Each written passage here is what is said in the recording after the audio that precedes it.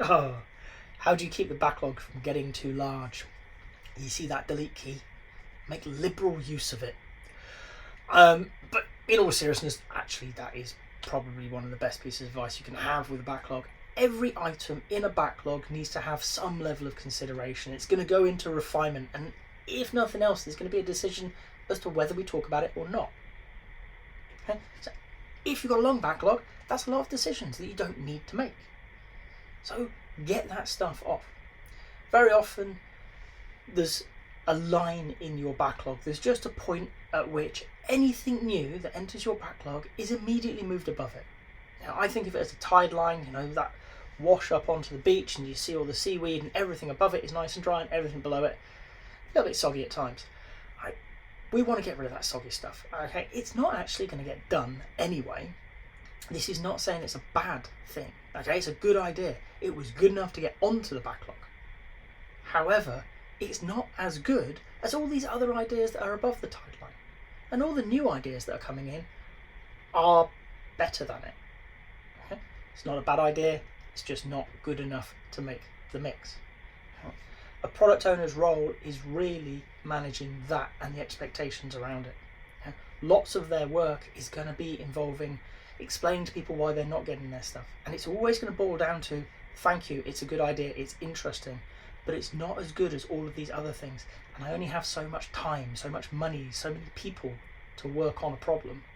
And we need to be focused on the most important things, those that deliver the most value or the most impact to our users.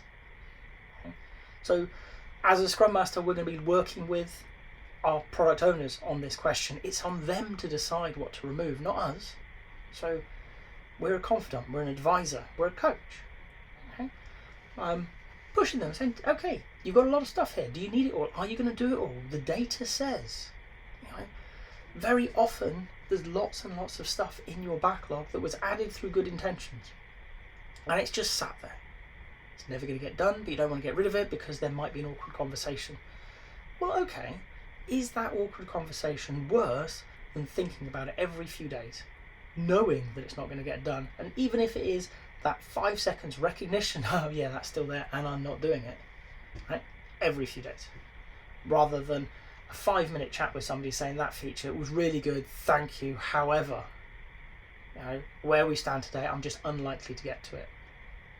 If it comes back and you believe it's more important, bring it back. Okay?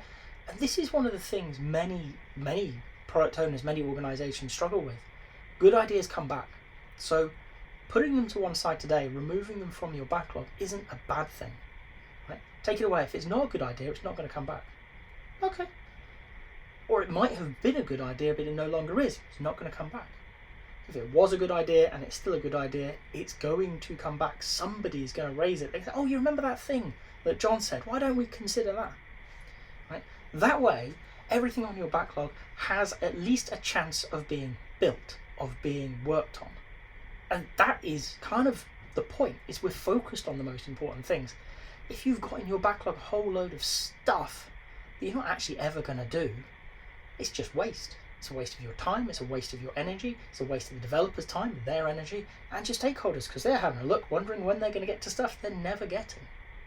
So, number one, curate that backlog ruthlessly. Okay? Really think about it. Are we actually going to get there?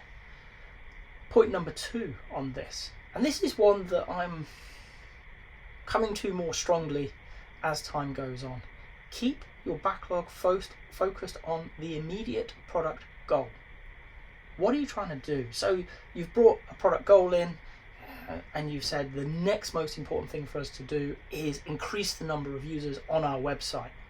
Okay? And as a team, you've sat down and you've kicked ideas around, you've got experiments to run and you've got stuff to build. That's all great. That's your current backlog. And if it's not there to help you deliver that product goal, increasing the number of users on the website, is it worth keeping on that backlog? Okay. We work in a complex, volatile situation. It's a good idea. Great. Nobody's going to disagree. It's a great idea. Does it help us achieve that goal? And if it doesn't, there's a very strong case to be made for getting rid of it. Not because it's a bad idea. We've said it's a good idea, but because it doesn't help us achieve that goal. And when the goal that it's going to help us with comes along, it may no longer be a good idea.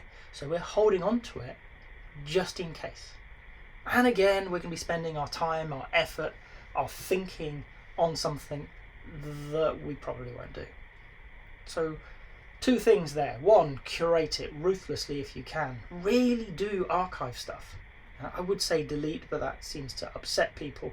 But archive it off. It's still there in a database somewhere. You can recall it if you really have to. But keep it down to the things you're likely to work on. Okay? And if you can, focus on the current product goal.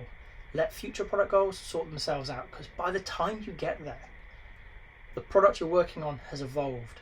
The technologies you're working on may have changed. The problem spaces you're working on will likely have changed. And you may never get to the thing you're holding on to, so don't bother. Take it easy. Curate it. Have those difficult conversations. Keep your backlog focused on what's most important, and things get easier. If you've got to this point in the video, I hope you've enjoyed it. If so, a like would be appreciated. If you want to hear more from me, more answers to questions that maybe you've got in the Agile world, please subscribe to the channel. And if you've got a question that you really want answered, drop it in the comments. I promise we'll get around to it. Thank you.